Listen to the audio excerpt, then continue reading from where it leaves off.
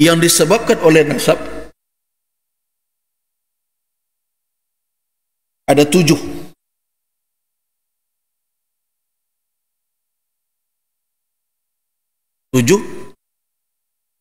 Mana yang 7 itu? Yang pertama ummahatukum, ibu. Yang kedua banatukum, anak. Yang ketiga akhawatukum, saudara perempuan. Yang keempat amatukum, saudara ayah, bibi. Yang kelima khalatukum,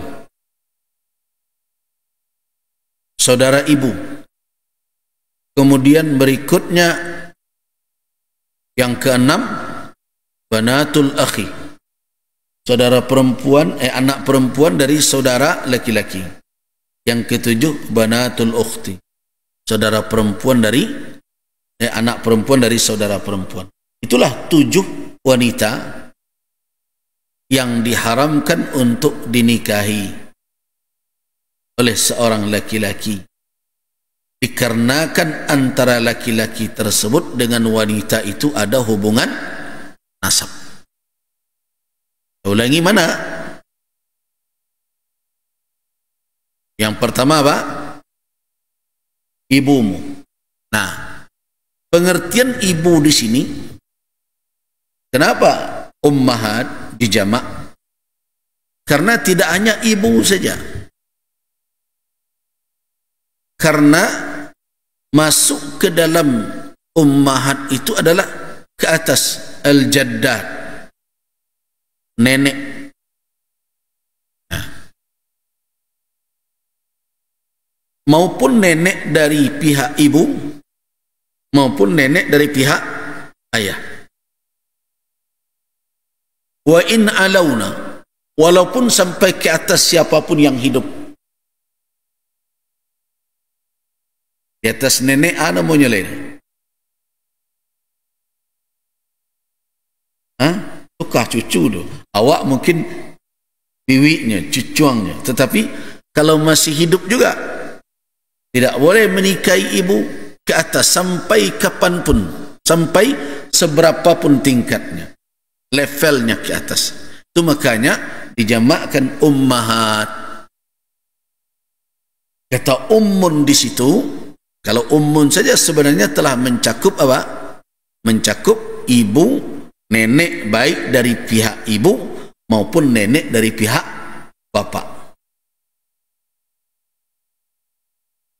Sampai ke atas. Ibu dari nenek kalau masih ada juga tidak boleh dinikahi. Kalau saya dulu bertemu dengan nenek gaek, nenek saya, kemudian ketika masih kecil hidup ibu dari nenek. Ini sering manggilnya nenek gaek.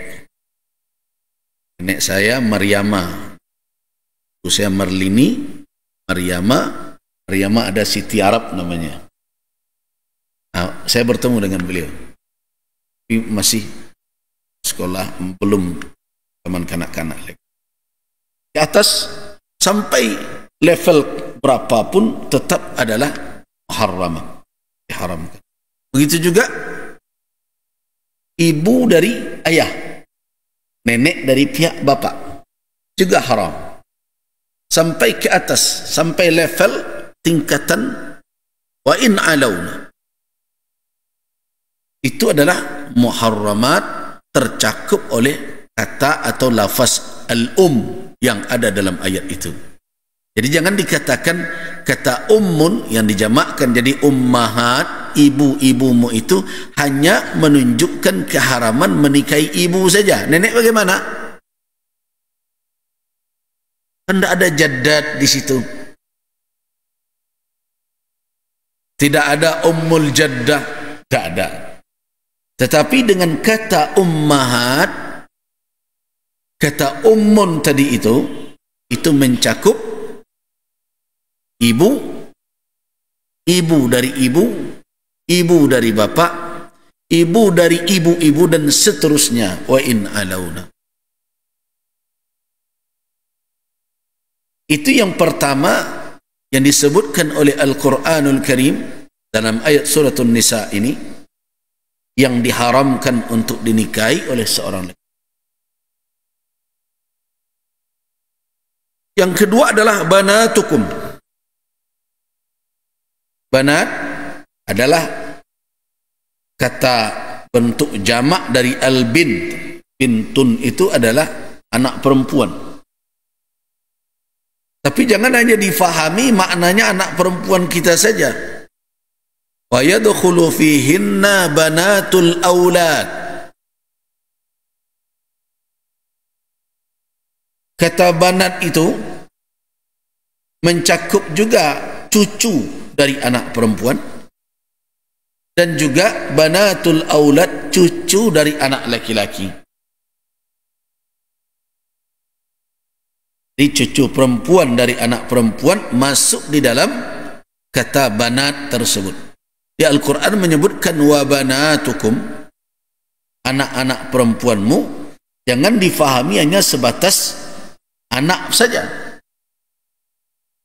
Karena itu diingatkan oleh para ulama bahawa kata al-bin itu biasa orang Arab, sebagaimana Nabi SAW mengatakan dirinya ana ibnu Abdul Muttalib. Beliau bilang kan, saya ini putra Abdul Muttalib.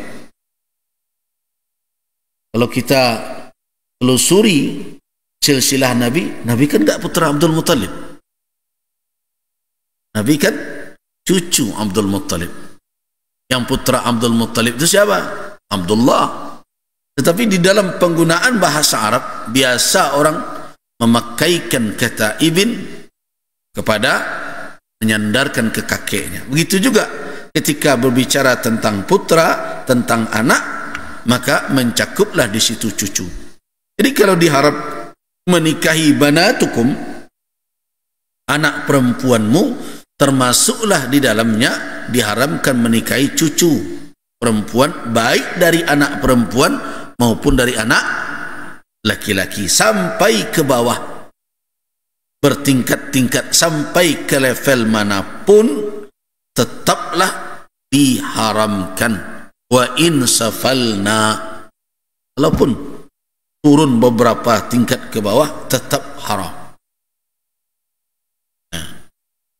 Kemudian wa akhawatukum.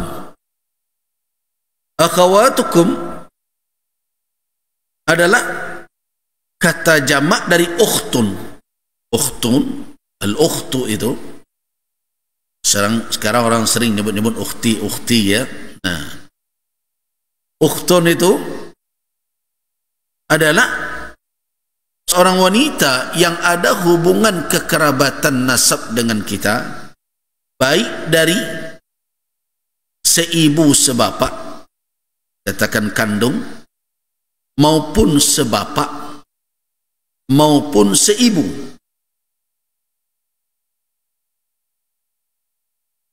Selama ada hubungan kekerabatan jalur sama bapaknya dengan kita, atau sama ibunya dengan kita, atau sama keduanya seibu sebapak, itu masuk kategori ukhtun. Nah, ketika Al-Quranul Karim mengatakan wa akhawatukum, saudara-saudara perempuanmu, berarti meliputi apa? Mencakup seluruhnya. Saudara perempuan baik yang kandung seibu sebapak diharamkan untuk dinikahi, maupun saudara perempuan sebapak saja, mungkin berbeda ibu, atau seibu saja, mungkin berbeda bapak, tetap itu adalah saudara kita yang diharamkan untuk dinikahi. Berikutnya adalah wa ammatukum, yaitu saudara-saudara perempuan dari ayahmu sampai tingkat ke atas, saudara perempuan dari ibu, dari kakekmu, saudara perempuan dari bapak kakekmu ke atas, itu masuk kategori amat. Mungkin saja, kan mungkin saja itu terjadi.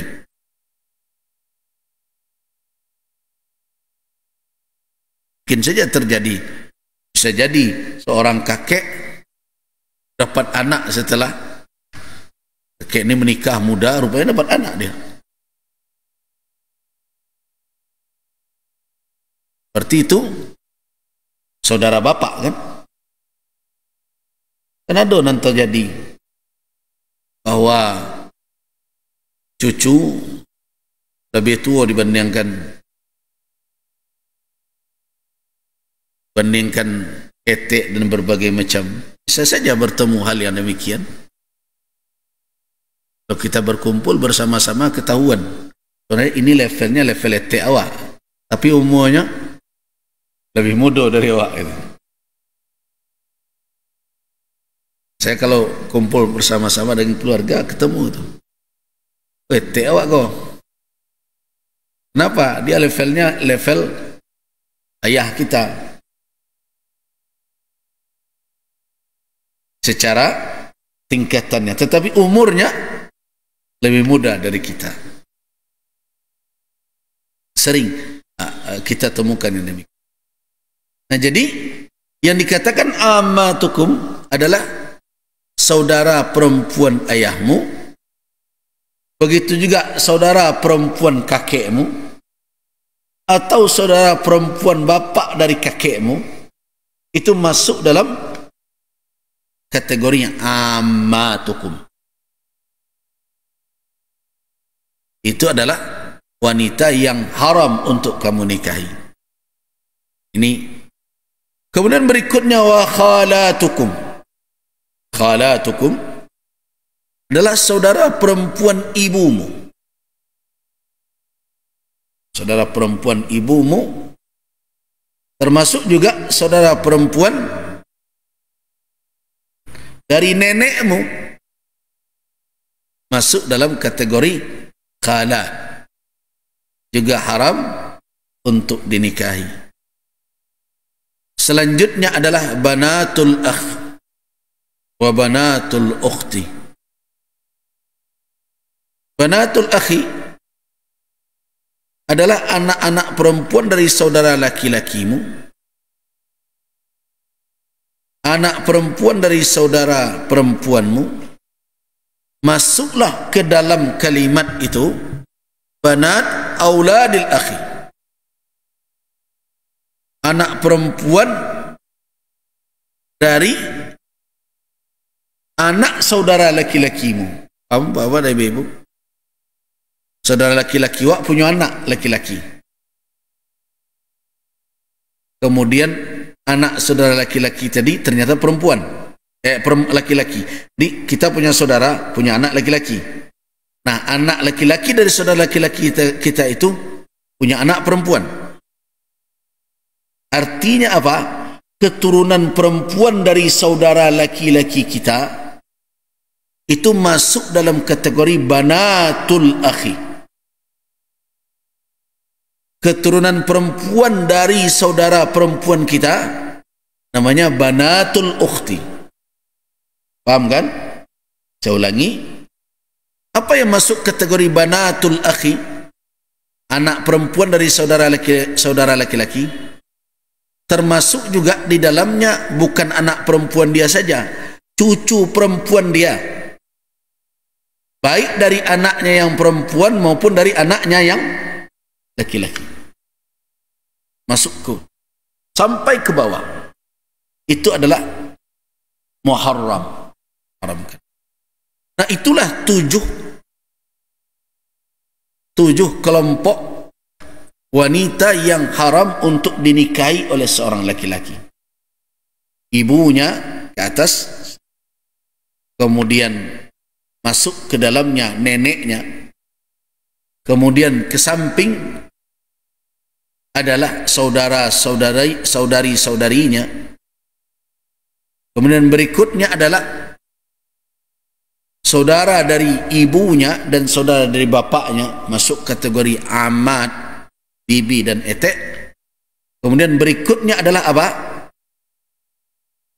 Anak perempuan dari saudara laki-lakinya sampai ke bawah. anak perempuan dari saudara perempuannya tidak boleh dia nikahi, dan berikutnya adalah putri-putrinya sampai cucu-cucunya ke bawah. Nah, itu yang dikatakan dengan muharramat, yang diharamkan dengan sabab apa? An-nasab. Sebabnya adalah karena apa? Karena nasab. Dia bukan sebab yang muncul kemudian, tapi itu bukan ikhtiar manusia. Ini nasab itu kan tidak ikhtiar manusia. Nasab itu adalah anugerah dari Allah Subhanahu wa taala. Tidak ada orang bisa memilih siapa yang menjadi saudaranya, siapa yang menjadi ibunya, siapa yang menjadi bapaknya. Itu makanya itu muharramat, diharamkan karena nasab. Ulangi lagi, mana? Yang pertama adalah ummahatukum, ibumu. Yang kedua adalah banatukum, anak perempuanmu. Yang ketiga akhawatukum, saudara-saudara perempuanmu. Yang keempat ammatukum, saudara perempuan ayahmu. Yang kelima khalatukum, saudara perempuan dari ibumu. Kemudian yang keenam banatul akhi, anak perempuan dari saudara laki-lakimu. Yang ketujuh banatul ukhti, anak perempuan dari saudara perempuanmu. 7 yang diharamkan karena hubungan nasab. Ketika kita berbicara mahram, jangan hanya difahami ini sebatas dampaknya nanti kepada haram pernikahan saja. Termasuklah di dalamnya tentang khalwat. Termasuklah di dalamnya ini juga terkait dengan perkara aurat.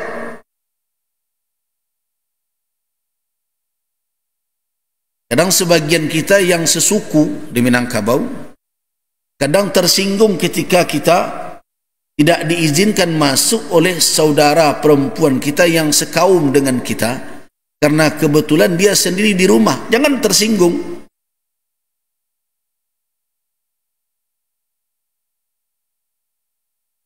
Karena rumah gadang awak ditulaknya awak tiba. Ya surang saya lakinya tidak ada dah. Kita tidak ada hubungan mahram dengan dia. Ini contoh ya, sambil contoh. Misalnya seorang laki-laki berkunjung ke rumah anak pamannya. Anak pamannya. Anak pamannya itu perempuan. Artinya apa?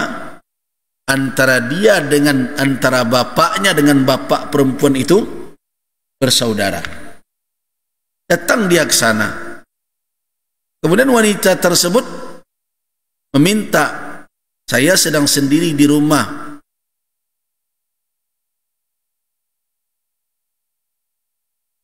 Atau tidak ada orang lain, saya sendiri saja. Di lain waktulah datang. Jangan tersinggung. Karena ketika kita berbicara tentang mahram, jangan dikatakan hanya perkaranya masalah menikah saja. Kadang kan kita terlalu cepat betul mengambil kesimpulan. Itu warnanya pada awak berusaha nak tu. Tak menganga-menganga. Ini bukan perkara hanya perkara nikah saja. Efek dari mahram tadi akan ada dampak, misalnya bermusafir, berjalan jauh. Orang wanita tidak bermusafir fauqa salasin, lebih dari 3 hari, illa wa ma'aha, melainkan bersamanya ada dzu mahramin au zauj, ada mahramnya atau suami. Khalwat juga begitu.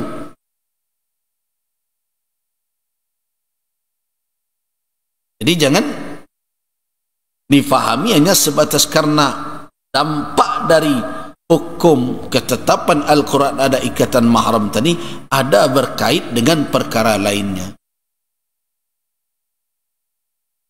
Sebagian orang menganggap bahwa orang yang begitu, perempuan yang seperti itu, perempuan tak tahu juraso dan pereso, padahal dia sedang menjaga marwah dia.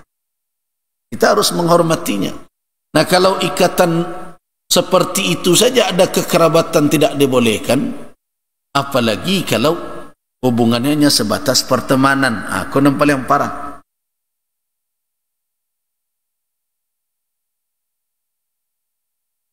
Jadi berhati-hatilah dengan itu. Bahkan hubungan ipar bisan pun, kadang yang wanita ada yang tidak menjaga. Karena dekat dengan keluarga suami, suami punya saudara laki-laki. Saudara laki-laki. Datang dia berkunjung ke tempat kita. Suami kita sedang tidak berada di rumah. Itu yang dikatakan oleh Nabi ketika ditanyakan, bagaimana kalau saudara suami saya ya Rasulullah, alhamu, itu kan ipar saya. Tetapi ipar itu maut, ipar itu mati, kematian.